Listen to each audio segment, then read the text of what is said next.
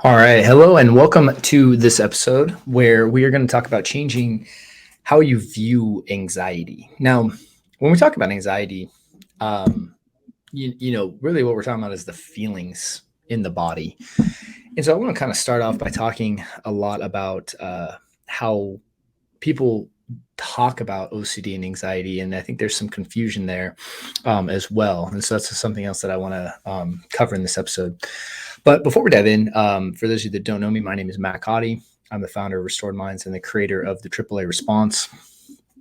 And if you're looking for help, with OCD and anxiety, we have some links down right in the notes of the show to get you started, whether it's the book or the workshop. We also have a full 12-week program over at restoredminds.com to help you really, again, break out of these loops and take back control of your life. So I just wanted to make sure you knew that that was available. Also, if you benefit from the show in any way, or you've been a listener for any length of time, we'd really appreciate if you would take just a few moments and like and subscribe, as well as leave a comment on YouTube or a review on iTunes or Spotify. So with all that said, let's go ahead and dive into the show. So when we're talking about anxiety, what we're talking about here is just your nervous system.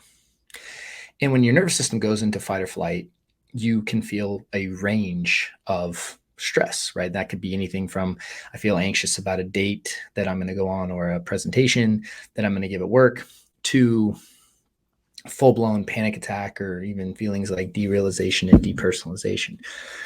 And that really is that whole fight or flight mechanism that you have in your nervous system, but just built in, right? And what anxiety is when that nervous system is going off and there's actually no current threat happening, right? So what we're feeling is all the energy that we would normally use to fight or fight a threat if it was present, but because it's not present, all that energy is just happening in our body, and a lot of times we don't know what to do with it.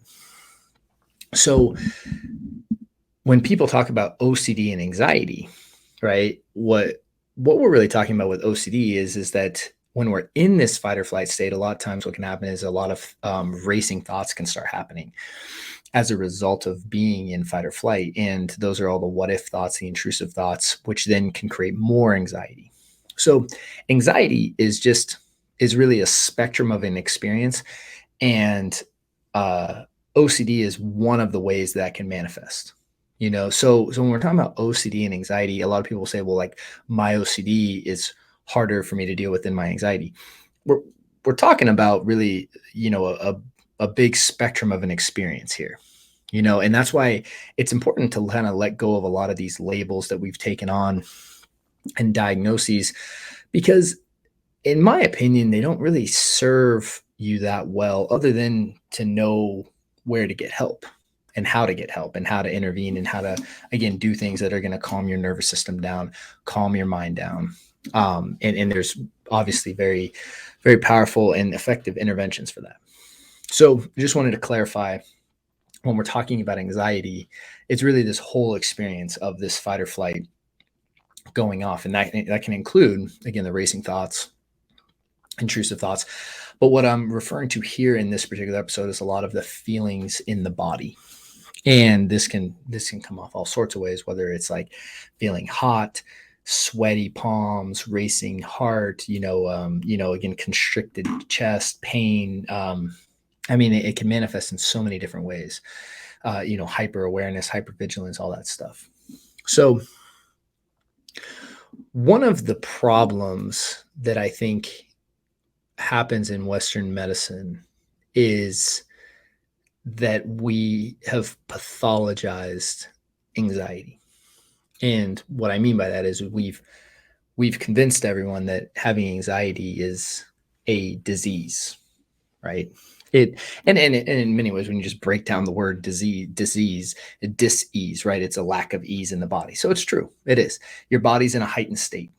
But we've gone ahead and created all these diagnoses and slapped them on people, convincing them somehow that they're broken.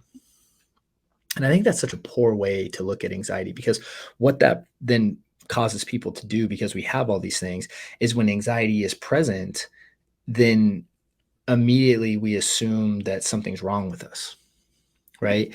And paradoxically, what happens is when we start treating anxiety like it means something's bad, and then we try to get rid of it, right?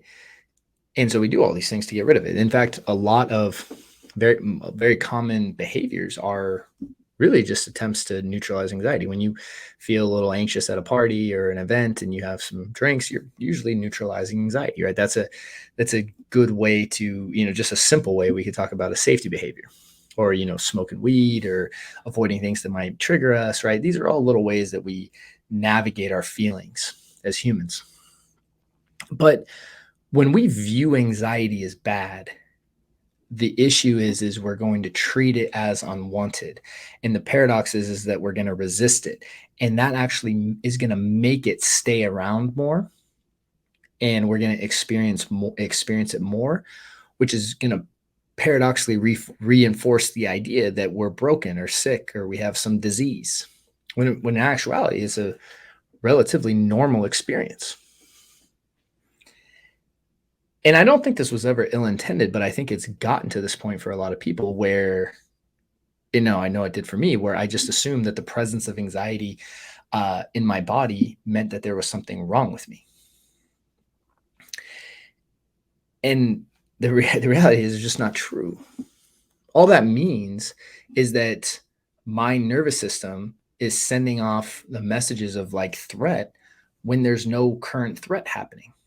And so because I have a nervous system, because I have a brain, it's going to try to help me, and it's going to take the information that I give it and learn from it. Like, you can learn to be afraid of things. I read that the only two fears we're born with are falling and so, like, infants will like actually have a fear response to like falling, and I think drowning, but I might even be wrong. I don't even remember what the second one was, but everything else on top of that is learned, right? Like these two very, very primal fears. And if fear is learned, it can be unlearned. And when you start to teach yourself that anxiety is dangerous, so if you start feeling anxiety in the body and then you start doing things to get rid of it immediately, and your life becomes about getting rid of it, whether it's like, I need to take supplements, I need to take these medication, I need to avoid anything that triggers me. What are you teaching your brain? What are you teaching your nervous system when you do that? That these feelings are dangerous. They're threatening. Therefore, the problem with that is that by resisting them and not feeling them, they persist. And this is why people develop what we call anxiety disorders. An anxiety disorder is not the presence of anxiety. What it is that because we resist the presence of anxiety so much, it then creates disorder in our life.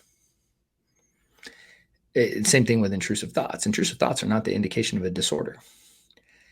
When we're doing everything we can not to have them, and our whole life becomes about not having intrusive thoughts, that's going to create a lot of disorder in our life. In fact, when you look at how one measures on, the test with this, quote unquote disorder, whether it's the Y box or, the different assessments that you can take to get an official diagnosis, even though, I'm going to be transparent, I'm not about that. But if you were to be officially diagnosed, you would take these assessments. And a lot of times what they're calculating is how much time do you spend, how much of your day is occupied with trying to mitigate these feelings or these thoughts. And what we're really calculating is how much disorder is this creating in your life? Not is the presence of this and this here, and therefore you have this disorder. Because every time I've given a presentation, every person I've ever asked this question to, hey, have you ever felt anxiety in the body? Every single person has raised their hand.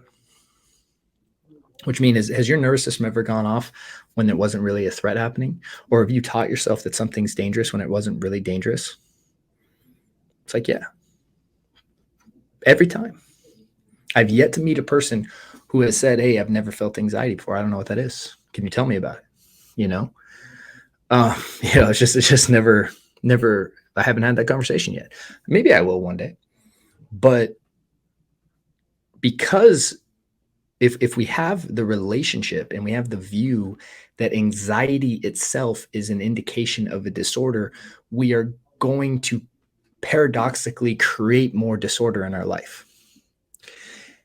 Versus if you have the viewpoint that anxiety is just an indication that my nervous system's going off, and that it's a, what you might call a faulty neuroception, right? Or where it's like my nervous system's going off when it shouldn't be.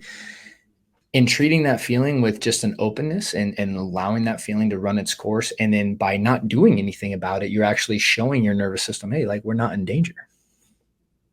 That's all exposure response prevention is, which everyone talks about, is the cornerstone, the gold standard of OCD and anxiety treatment, right? Where we're showing our nervous system that we're already safe by not doing anything that's validating we're in danger. That's changing how you view anxiety. The fact that we view it bad or even label it as bad, tell ourselves that it's bad, causes us to resist it. And because we resist it, that paradoxically perpetuates it in our life.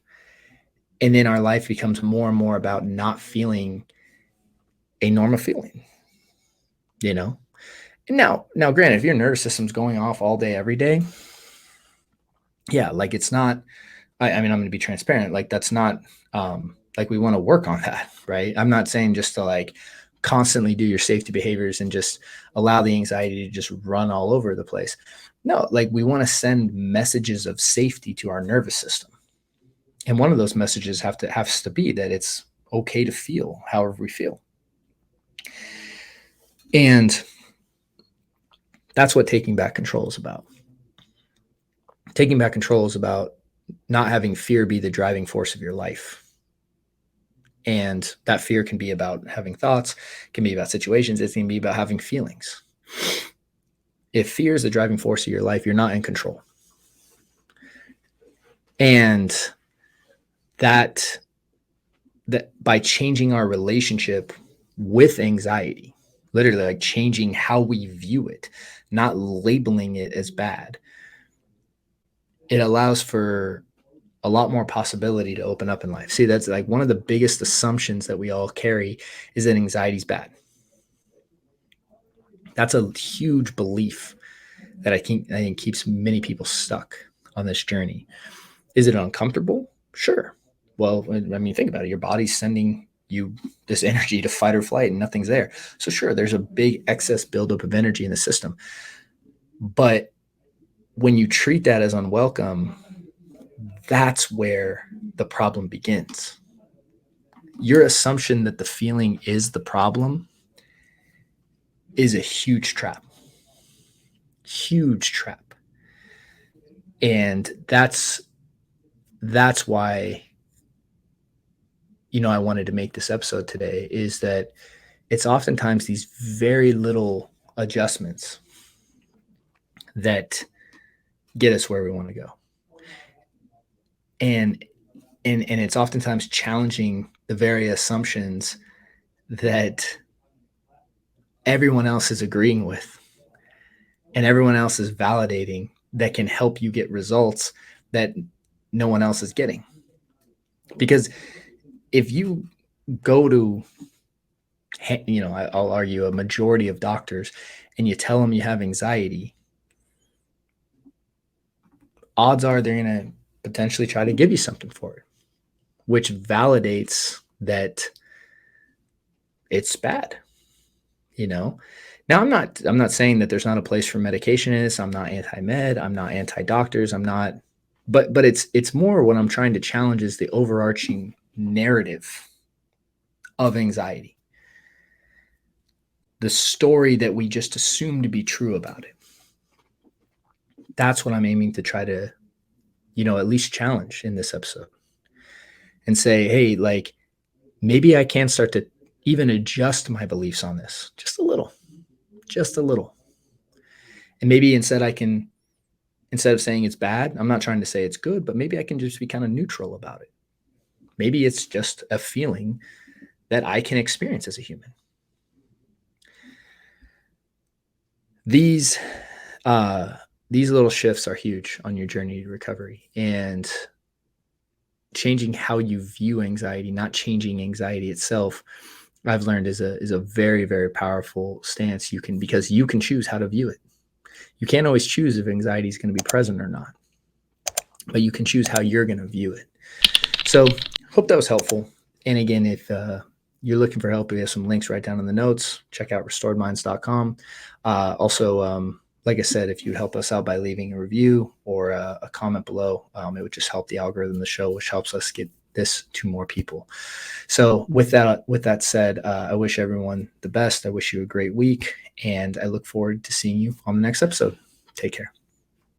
Hey there, hope you enjoyed that recent video. We really would appreciate your support real quick if you could like and subscribe to our channel. And if you're looking for help with OCD and anxiety, please check out the links below or visit restoredminds.com, as we'd be happy to help you on your journey. Thanks so much.